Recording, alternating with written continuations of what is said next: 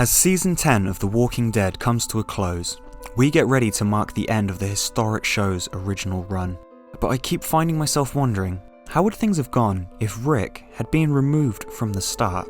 How would everyone have gotten on without our favourite Rick Tater to guide the way? Today on The Missing Protagonist, we'll be removing Rick from The Walking Dead and trying to work out where everything would have gone in his absence. I couldn't decide where to start on this one. I was torn between having Rick die in the shootout and having him die in the hospital. I've gone with the latter, as having him die in the shooting or at the scene may have altered Carl, Laurie or Shane's mental state or motivations during the initial stages. Anyway, without further ado, let's get into it. We'll start with Morgan and Dwayne. Unfortunately, I see them both dying fairly fast. Without the additional guns from Rick, it's likely that similar to our original timeline, Dwayne would still have been bitten by his mother on a supply run, and a damaged Morgan without the additional firepower would likely have fallen to the hordes or scavengers. Moving to the group just outside of Atlanta, I also see quite a dark end here as well.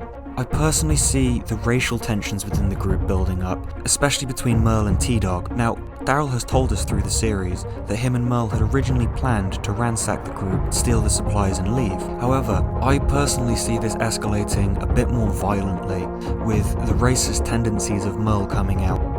See, after a brawl in the camp that potentially would have turned armed, I think we would have potentially seen the death of almost every minority character right there at the beginning at the start, alongside anyone else who was trying to stand up to the duo of Merle and Daryl. It's important to note at this stage of the group, the only competent fighters in the early stages of the group was Shane, Merle and Daryl, and Shane's only motivation would have been to protect Laurie and Carl, so I believe during all of this commotion, they would have quietly slipped away. Unfortunately, it's also likely that we'd also see the death of Carol here, as without her character development, she would likely have been unable to defend herself or adequately assess the situation. It is important to remember that it's multiple series worth of trials and tribulations that turned Carol into the badass that we all know and love today. Back then, I just do not think that she had the adequate skill set, and I believe it would also be her love for Sophia and her motherly instincts that would cause her to make a brash decision and lead to herself getting bitten. And this is just provided she survived the initial onslaught in the camp. Marias would still head to Birmingham with whatever members of his family survive, should he survive, which would still then later lead him to hooking up with Negan and the Saviors. Any remaining survivors of the camp, likely to be Andrea, Amy, potentially Dale, would likely not have lasted long on their own, as I truly believe they would have attempted to rebuild and re-maintain their camp. Shane likely would have stuck with his original instinct, taking Laurie and Carl to Fort Benning. Upon finding it overrun, it's likely Shane would have found a secure place for him, Laurie and Carl. And his main motivation originally, and even in his deterioration during the second season, was entirely around keeping Carl and Laurie safe and with him. I think removed from any larger groups, and aware of the hopelessness of the situation at large, Shane would have rationalised finding a place to hunker down. How long they would have lasted on their own, I have no idea. Ironically, Shane early on was showing all the skills it would take to survive until the later stages of the outbreak. Anyway, moving on to our next group, the Los Vanos gang. Without any additional guns, would likely have just met their demise sooner. Edward Jenner still would have killed himself. However, I imagine he may have lasted a few extra days without the additional energy drains of our group. Herschel and his family would likely have continued in blissful ignorance to have filled the family barn until an inevitable incident, which would have resulted in the infection of the majority, if not all, of the families. The living group, however, having raided nearby towns, would likely have began to start raiding the farms in the area, and may have stumbled across the remnants, or the reanimated Green family. If Michonne's words ring true, without Andrea, she likely would have died during the ensuing winter. Woodbury would have continued to prosper under the shady rule of the governor, unopposed by Rick and any other group at the prison. The prison group themselves would have remained locked in the canteen. I believe as food ran short, they would have attempted a breakout, although unaware and unprepared for the world outside. They would likely have been infected and overrun almost immediately.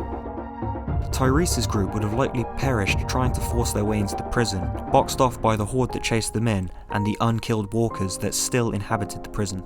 The Chambers family, including our Tara, would almost certainly have been torn to shreds by their father, as they were still extremely naive to the walkers and to the workings of the disease. Fuck knows with Bob. Maybe he went to Woodbury. Maybe he got eaten by Terminus. Gabriel is likely he would have starved in his church, unless he was eventually found by the claimers. Who knows what would have happened there? We do occasionally see a glimpse of a badass Father Gabriel. Maybe he had become an integrated part of this beautiful fraternity of lost souls? Until, of course, they made it to Terminus and themselves got eaten. The joys. Terminus would likely just continue on business as usual. Without any particular large groups in the area, it's likely they would have continued unimpeded until a potential run-in with the Living, or scouts from the Grady Memorial Hospital, or even a contingent from Woodbury. Eugene, Abraham and Rosita likely would have continued on their journey to Washington DC, being the only of our original cast to leave Georgia and headed towards Washington.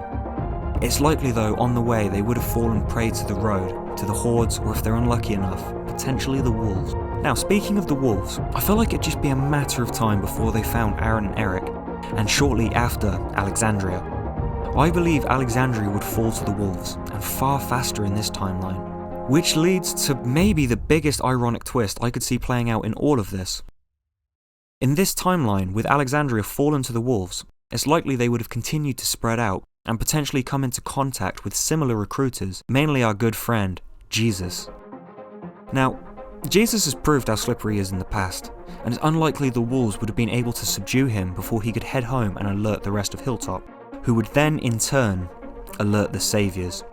Now, I don't see a scenario in which the Saviors do not wipe the wolves out, potentially using Hilltop as bait. See, without Rick's group showing up and warring with the wolves and then the Saviors, it would have left not only both groups to interact, but it would have left the Saviors as the true dominant force in the area, and they would actually get to make good on their promise. Protection. And this is probably the biggest difference I see in the post-Season 7 lore. With the Saviors unimpeded and still a dominant, organised, well-equipped and somewhat disciplined fighting force, it's unlikely any of the local groups would ever have been able to compete. I mean, hell, I'd love to see what a full-strength Saviors would have done during the initial encounter with the Whisperers. God damn it. Although with Season 10 closing in and the final season, Season 11 on its way, I think I'll leave it here for you guys to jump back in. Now, I haven't gone into too much depth on some of the other side groups, Oceanside, the Trash People, and the Grady Memorial Hospital to name a few, purely as I don't believe that they would be too consequential without Rick's arrival. The Grady Memorial Hospital and the Trash People are just business as usual. We still don't know the full extent of Jadis' relationship with Fema, so it's hard to say if she would have stayed with her people or hitched a ride out of there on one of the choppers without Rick in tow. And Oceanside would have remained hidden, potentially to be silently destroyed by the Whisperers. Ezekiel and the Kingdom. Now, I do wonder if Richard would have been able to take steps to initiate a conflict with the Saviors, even if Morgan hadn't arrived. Without Rick and the Alexandrians, the Kingdom would likely have had no reinforcements, and as we've seen in the show, they'd all underestimated the size of the Saviors, and it's likely that they would have all been wiped out, or at least having a stark reminder of who's in charge. I've only touched upon the main groups today, but I would love to do this video again and extend it, so I can really go into more depth onto each individual character, side character, and every encounter along the way in a little bit more detail. Either way, let me know how you guys think that the Saviour Whisperer War would have gone in the comments, and if you have a moment, please consider liking and subscribing, guys. I cannot express how much it helps whenever you do. And guys, make sure you respond in the comments, please. I didn't start this channel so you could all listen to me talk. I did it so I could start these conversations and engage in the community.